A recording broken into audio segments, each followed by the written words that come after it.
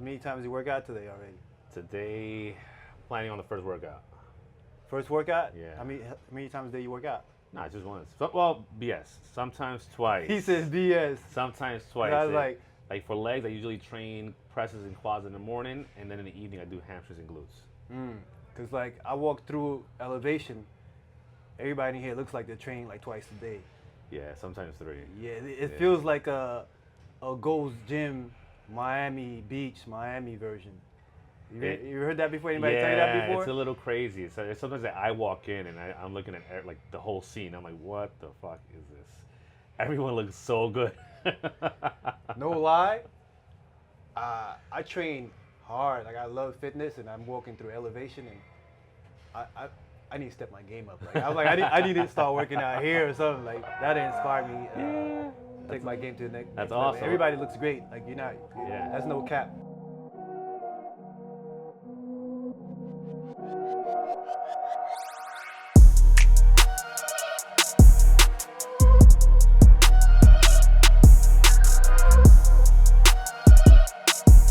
But guys, this is Max Your Mind. We're here with Angel Bajana, Elev8tion Fitness, and he's gonna share some insight about how he transitions from fitness to finance to fitness business, and how he overcomes trials and tribulations. So let's go. Make sure you subscribe. And Angel, if you could tell us a little bit about your background, where are you from? Yeah, originally born and raised New York City. You know, I've been living in Miami for the past 7. I'm not even lying to you. Today's the 5th. Today, today, I'm not even BSing. Today marks 7 years being in Miami. January 5th. I moved on January 5th. 7 years. Yeah. So you came over here and took over. You know what? I'll take that. I'm sure you heard that before. So, New York. How was New York? New York, you know, growing up there, it definitely you develop a thick skin, you know, and it's a year-around, motivated, hungry, dog eat dog. What's your nationality, by the way? Background is Ecuadorian. Okay. Yeah, but I mean, it's your background. That means that's what you. Yeah, it's weird Did because it change? it's weird because you know, being from New York City, you know, people are like, oh, you're Spanish. Like, yeah, I'm Spanish, my bloodline, you know. Right. But as far as like the way that I think, I don't have the traditional Ecuadorian cultures, and I don't apply it to my own life. I just kind of like if you're from New York or you're from a certain area, you know, you kind of grew up in that bubble. Right. And I grew up in that bubble. Like a Ecuador community? It was Dominican, Puerto Rican, it was black, it was white. So you're a combination of all those. Everything, man. Everything. Yeah. That's what's up. New York. What made you leave? Why'd you leave New York to come to Miami? So, you know, again, I remember when I was like 20 years old, like 21, I came to Miami for the first time, and I was just in awe of how the life was here. I'm like, wait, we mean summer all year round? What do you mean that, you know, like it's gonna sound silly, you don't have to wear a helmet while you're on a motorcycle? What do you mean when, like, it was just all these different laws compared to where New York City is such a strict, you know. So I came out here for different reasons, and mainly because of the weather, yes, but then also, you know, I'm a landlord in New York, and I'm a landlord here in Florida. Right. So even the laws are different. Like in New York, it's pro-tenant, and here is pro-landlord in the sense that, you know, I've had some horrific stories being a landlord in New York. So you said New York is pro-tenant? Yeah. South Florida is pro-landlord. Yeah. Hypothetically speaking, you have a tenant that's not paying rent. You know, here you can actually evict. Right. And I'm not here to evict people, but you know, it's a business at the end of the day. Right. In New York, no, I think I went one time 13 months trying to evict a tenant for a 3-bedroom apartment, which crazy. I'm moving to New York. We're moving to New York to live for free. Yeah, exactly. No, don't do that. We're coming after you. Yeah, but, man. So like you went from you're still in real estate, but like how did you go from real estate and add? No, and I have a strange story. My background, I actually went to school for art, and I was an art major, graphic designs. I was into video production. Went to college for it, and my 3rd year of college, I fell out of love with it. You know, I did it for like 16 to about 20 years old, and I said, you know what, I want to focus on something that I'm financially better. You know, and I'm coming from a different type of background, you know, and I'll say I don't say hood mentality, but it's just a different type of street, yes. And again, I love my parents, but they're there's immigrant parents. They came here illegally, Mine became legal, as well. but eventually they just busted their ass, and I just saw that work ethic like 24/7. So I told myself that was when the subprime market, real estate market, was through the roof in 2004. I said, you know what, I'm gonna get into real estate. So I got into real estate when I was like 21 years old. You started investing early, or No, just selling. Okay. Selling real estate, working for a company, and kind of fast forward, it went super well. That was when, again, the market was like kind of like Candyland in real estate back then. And I bought my first apartment at 21, then bought a house, bought a multifamily in New York. I was 23 and I was doing very well, Well, you moved pretty fast and Yeah. successfully early on. Like, how did you do it? What was the mindset, or what inspired you to do it right early on? It's gonna sound cheesy, but a lot of self-help books. Like read a lot. I remember I read Rich Dad Poor Dad. Pretty much. I know people feel a little. This is back in New York. Even Trump books, like his Trump, like back in like 10, 15 years He's a ago. successful businessman. The Art of the Deal. Yeah, there's a bunch of books that I just kind of swallowed up, and I realized they all have the same message. It's just work, show up. You know what I'm saying? And it's I applied that to pretty much every single avenue, every single career that I've done, and I've been pretty successful. And I think You've been consistent. yeah, ever since. And yeah, bro. And after that, it's just I got into finance. I started working for J.P. Morgan, and it got to the point where I don't know if this has happened to you. Again, I don't know your story as much yet, but you develop. I used to work out, so I had a passion for this. Like working out, being in the gym. I used to go to work 9 to 5, whatever it was, and then I just wanted to be in the gym. So I said, you know what, F this.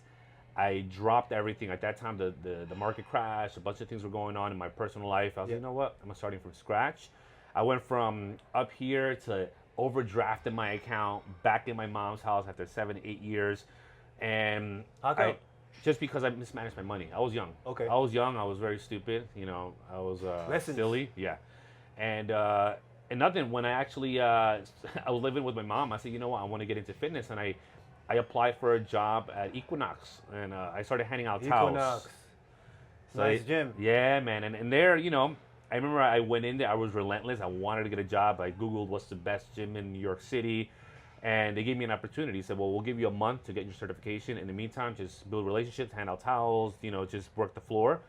And that's what I did. I did that, and I could say I, quote unquote, worked my way up. As a trainer, worked for other luxury fitness companies. Then when I came here 7 years ago, I worked for this company, David Barton Gym. I don't know if that rings a bell. Yeah. So Are they still around? No, they actually went bankrupt a few years ago, like 4 years ago. It was a nice And concept. Yes, beautiful concept. Yeah. I loved visually, but then when you dig deep into their financials, you start realizing certain expenses don't make sense. Okay. It's like, wait a minute. So, and fast forward, I was able to build. Take down a David Barton gym, built another David Barton gym in downtown, and then I got hired to. So you help with the building, construction? yeah, with the build out, with the GM at that time, with the GM Gary, a good friend of mine, and nothing, just slowly started progressing and learning and networking here in Miami, and I had this is something that doesn't get talked about too much, maybe about like 4 years ago, there was a gym called Iron Addicts Gym in Miami. With Mike. With Mike, yeah. So that gym was my first gym. I did not own the gym. This was owned by someone else. That was my, literally, here are the keys, here's the checkbook, build the gym. So I went into that, so I did that from scratch, where it was a great way to not only learn it, but also network in the city, from code enforcement, just everything, and learning, even becoming kind of a / engineer, learning ADA compliance, is a lot of shit. So learned that, and then as none of you guys, we knew found out what happened to Iron Addicts. Yeah, I don't know the specifics, but Yeah. I know things went downhill. Yeah, things definitely went upside down.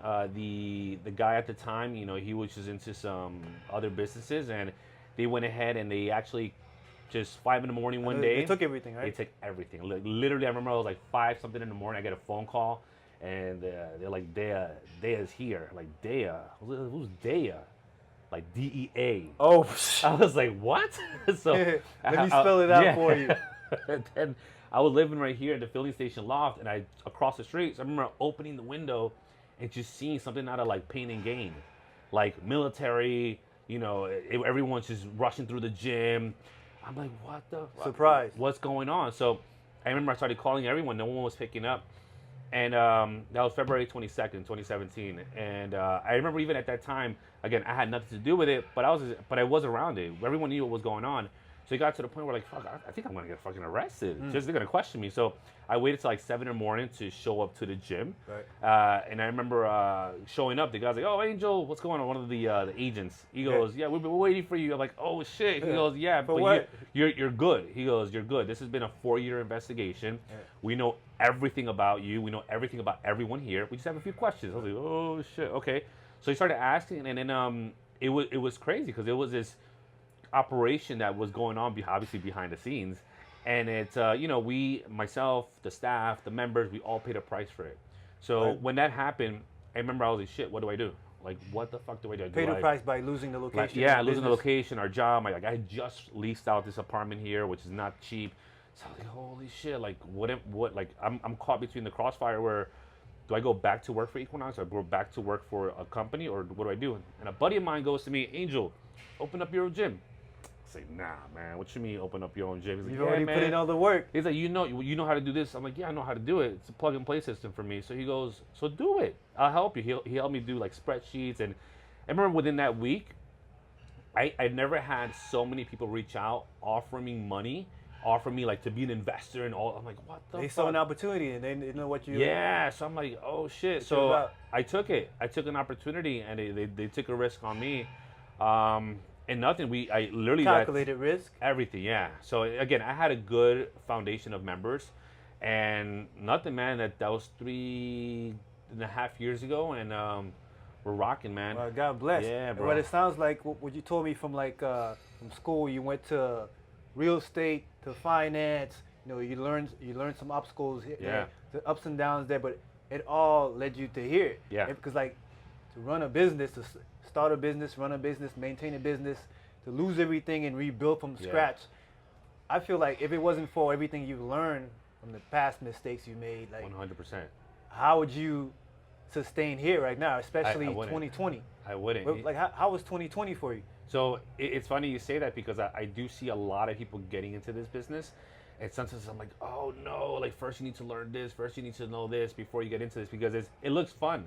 Wow, the gym is fun, equipment, But I'm a little crazy when it comes to this. Like when it comes to like equipment, when it comes to setup, like even working for other companies, I saw why they laid out certain machines in certain areas. Why these parts, it's just why the setup, So building this out, it's like I kind of knew how to do it and what to do.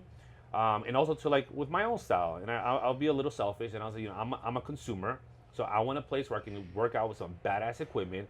I want a place where I can store my food, heat up my food. I have utensils. Very nice touch. Besides the RTDs, we sell like Coke Zero, Perrier, stuff that's part of the lifestyle, and that's it. This is a lifestyle, and that's why people that come in here, they change their life. Either they're with the lifestyle, or they're coming in here, they're like, oh shit, you know what? Not that they have to look a certain way, but they start gravitating to this type of community. This is a huge influence. Like, I'm what you would call a social media influencer, but I walk through the gym and I'm seeing so many positive things going on with people pushing each other, creating content. And I'm like, oh, okay, well, if I was in an environment like that, training in an environment like that, which I'm not, I would definitely be inspired to take it further. So, you've done a great job here at I appreciate Elev8tion. it, man. I do, and it's like it's not only me. The members that come in here, they're amazing. Like even for my own personal story, besides the gym, I competed. Like I used to compete bodybuilding, natural bodybuilding, like 10 years ago, and then about 3 years ago, one of the coaches here, he's an Angel. Let's compete. Well, fast forward. I got my pro card in 2019. Congrats. And thank you. And it's like I would have never gotten that if it wasn't because of this environment. You know what I'm saying? Like that. I'm a product of my own environment here. It's like that's awesome. You feed off of it. So now I'm back to the drawing board. I got like 8 months to prep my pro debut, and it does. I don't want to say it doesn't. It's difficult like anything else, but being around these people, being around this environment makes it easier. Right. Yeah. You created the environment. You created the environment, and it's like now it's giving back to you. It's like you pour into it and it pours back to you. It's a beautiful thing. So like, how much time do you invest into this real estate, finance, business? Is it one big basket for you, or you? So I'm still learning. Okay. I swear, I'm still learning how to, I guess, juggle everything. Like when it comes to real estate, I'm a landlord. I don't sell real estate anymore. Why is that? Which is pretty much. Got some advice there. As far as what for? Why? Oh, why a landlord? Right. Well, buying. because for me to be successful in selling, I got to be at it the way I am with this, 24/7. Invest the time, be consistent. Yeah. So now I'm like, I kind of got the, I got the I have a tenant here, I have a tenant there, a tenant here. It pays off my overhead. I make some money off of it. I'm not rich off of it, but it at least I know my properties are appreciating and I have some sort of income, and I can focus my time and energy on this. Right. And then more than recently, you asked me about COVID. Post COVID, I thought the worst, like everyone else. I really thought like, yo, like COVID around which month? I remember when March hit. Yeah, same. I remember I started eating like shit. April hit. May came I around. didn't eat for like, I ate probably like once a day because I was like, I'm a skinny guy. I don't need to eat it. I was like, there's no gym. I don't need to eat that much anymore. No, and I remember my coach comes up to me. He goes, Angel, you look like shit. I was like, what do you mean? He goes, the coach here? Yeah, he goes, you got to work out. We got to let me get I was like, fuck, man. So I remember getting back into it, but within those 3 months we were locked down. I had just signed the lease for that other location like the week before we got locked down. South Beach? No, right here, the boxing area. Okay. So I'm like, oh shit, like what do I do? Like, I still have to pay rent. I still have to do everything. So I just took those 2.5 months just to focus on each gym and build it out. So when we opened up the doors, people walked into a new gym. They were like, what the fuck is this? So it in the turnaround, like the first 2-3 weeks, we had about almost 400 new members, like after That's COVID. Amazing. So it was crazy. People couldn't wait to get back in the gym, and then you gave them even more than they had before. Yeah, and ever since then, it's been a snowball. This month, like even January was only the 5th. I checked this morning, year to date, my numbers are the highest that it's ever been ever. Congrats. Again, we're in January. Thank you. But regardless, it's like, it shows not only myself, but the team, my other managers. I do have another business. I have 2 business partners. And, if it wasn't for them, this wouldn't exist like this. You speak a lot about the team, and even the members. Yeah. So I think it's very important as you grow to stay humble. Like, how do you keep yourself humble and grounded? I know that life can quickly check you. Right. It'll quickly carpet right under your feet, and like you're like, oh shit, and I learned that young. I learned that when you think life is high and riding high, and it's like, oh shit, nothing's gonna happen. Then it's like, doosh, like life just just reminder, like hey, you're supposed to be for people. You're supposed to be helping people. Yeah, man. Like it's like COVID hit a lot of us hard, especially in March last year. How did that positively influence you? I know it negatively knocked us down, but you got back up. So like, how do you view life and business now after COVID? So it gave me an opportunity to really realize how important health is. I already knew how health is a lifestyle, but it's like, I hate to see what's going on right now in the media and the news, and they're putting out there the vaccine. Like I get it. There's always, but let's go to the nucleus. It's your health. It's your immune system. I agree. It's like how you eat, how you think. Yeah. So how you problem solve. Are you sleeping enough? Like the basics. The basics are not basics. Drink water. I know you're gonna say that. Right. Water, food can make or break you. Yeah. So I'm like, there needs to be more. I agree with you. There needs to be more emphasis on like these things that we already have access to, that we should have been taking care of before you take it further and start injecting yourself with who knows what. Yeah. Yeah. I agree with you. It's crazy because it's even on the sanitary side, like gyms for the most part, they've been, not all gyms, but most gyms they're clean. They're sanitizing station. There's usually towels and a wipey. You don't usually find that in other businesses, but the gyms have been doing that since who knows for how long, because obviously we sweat. So post-COVID, people just got extra careful with the cleaning, which I thought it was pretty cool. I was like, oh shit, look, everyone's wiping down their machines. Right, thank you. Like, thanks. So now it's at a point where it's almost become a normal to be extra sanitary. And for me, it's I don't know. I feel like just focusing more on everyone else's experience, and that's like, I don't. Not that I don't worry about new business, but I don't worry about new business. Like I worry about the current business that I have, the members that we have right now, cultivating them. I'm big on feedback, like suggestions. Say, Angel, like you should do this, you should do that. Like little things that is gonna better their experience. Where I don't say most, other businesses, other people, they'll focus on new sales, new sales. Like when you work corporate, it's like go push. You're pushing sales onto you.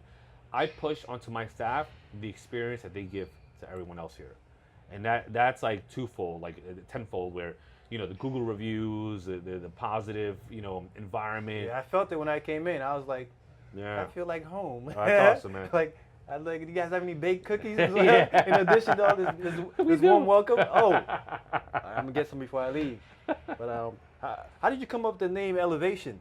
So remember how in February 22nd everything hit the fan with the Iron Addicts? Right. So at that time, I had planned. I had kind of a layout. I wanted to do like a personal training studio, something private, with Iron Addicts at the time. And at that time, I had like 3 different names. And I remember I had done a month before with Muscular Development Latino. We did an article on Iron Addicts, a complete story on it. So fast forward, that happened. The guy calls me up. He goes to me, Angel, I can't publish this article, like, because of what's going on. So I'm like, yeah, man, it's all good, whatever. Hung up the phone, calls me back 5 minutes. Angel, I just saw on social media you're opening up a gym. I was like, whoa, like I'm not opening up a gym, but I'm not sure. He goes, thinking about it. Yeah, he goes, well, what's the name of the gym? Literally on the spot, I'm like, Elev8tion Fitness. He goes, okay, do you have a logo? I'm like, no, I don't have a logo. All right, I'm gonna give you. So you came up with the name on the spot. Like I knew of the name and I knew what to play with the 8. Yeah. But I didn't. It was just like how you just make notes and doodle, Right. So I just like, oh, all right. So I like this. I'm gonna go with this. And he comes up to me, Angel, I'm gonna send you a list of questions, answer them, and the interview we did for Iron Addicts, I'm gonna just do a spin to it and just talk about your new gym. Man, that I'm worked like, out for the best. Shit.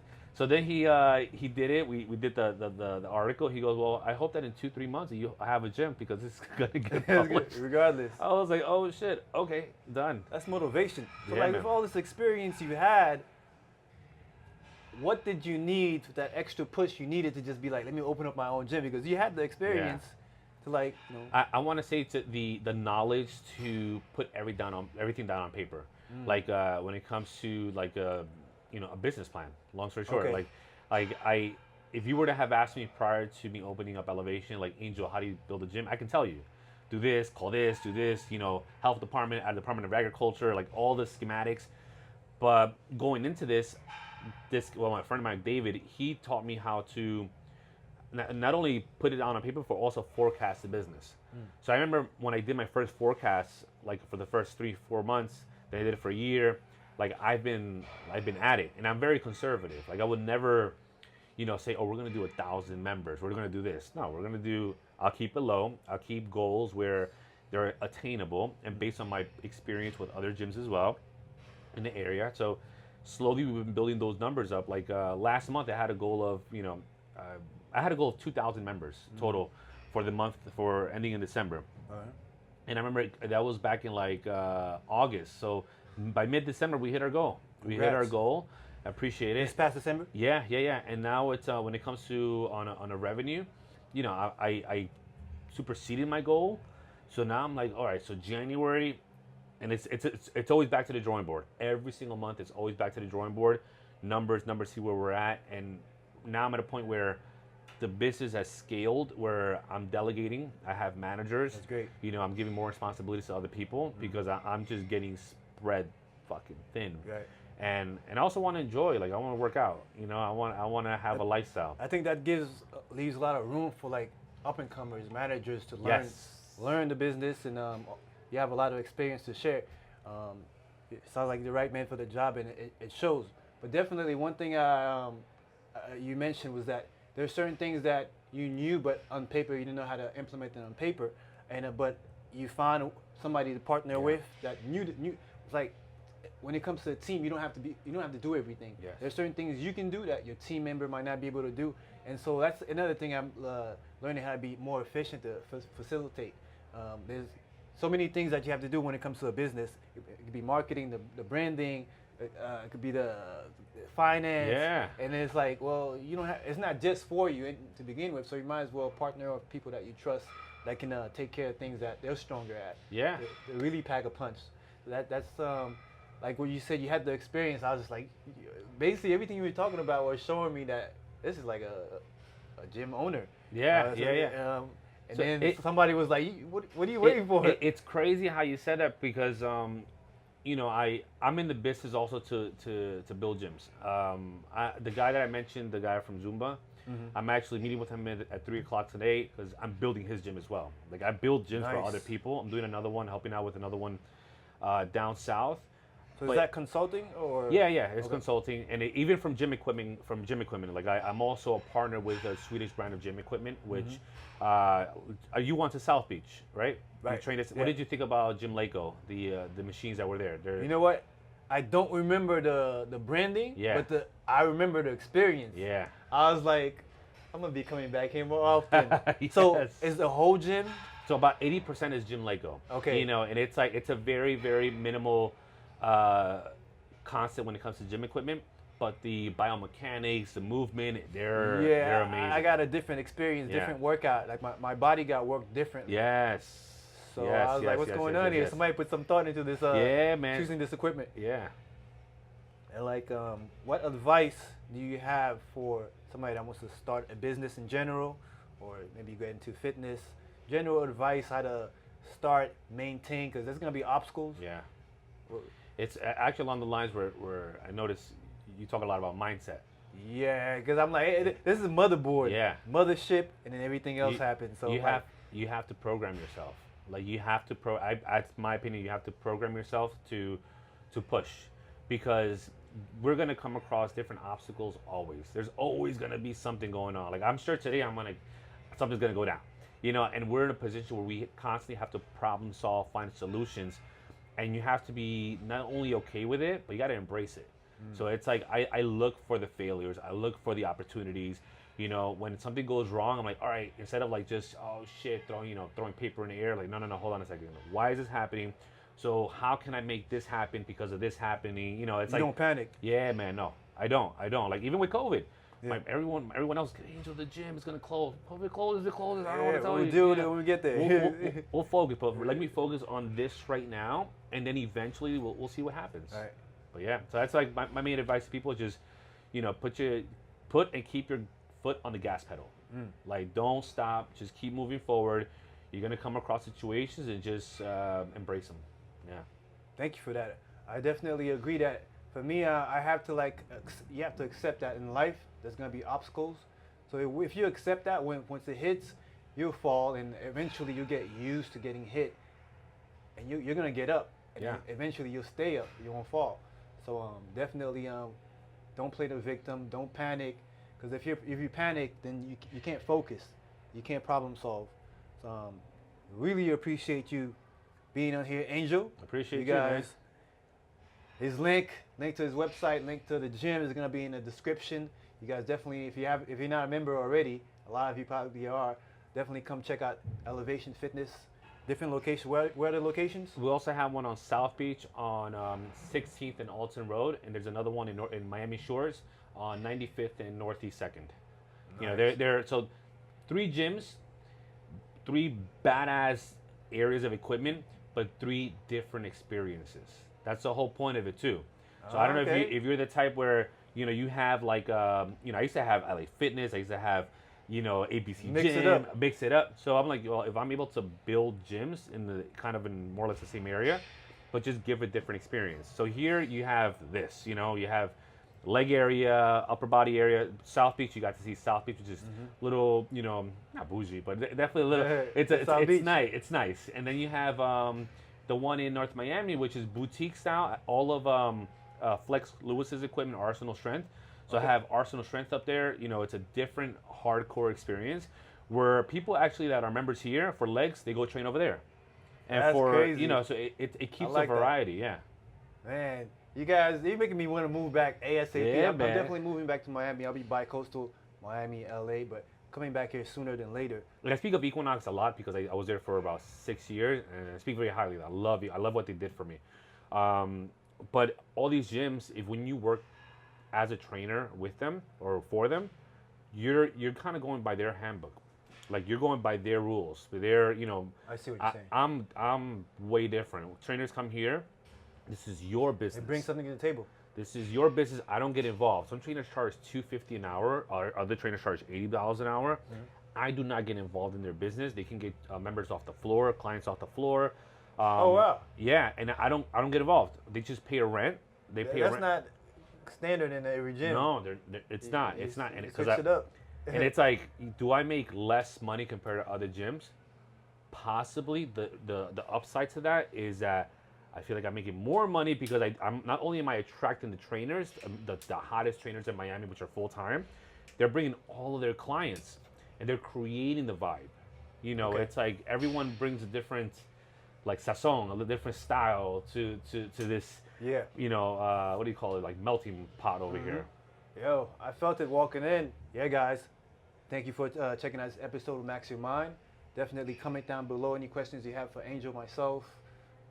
Please like, share, subscribe, and next time. Till next time. Appreciate you, man. Appreciate you. All right.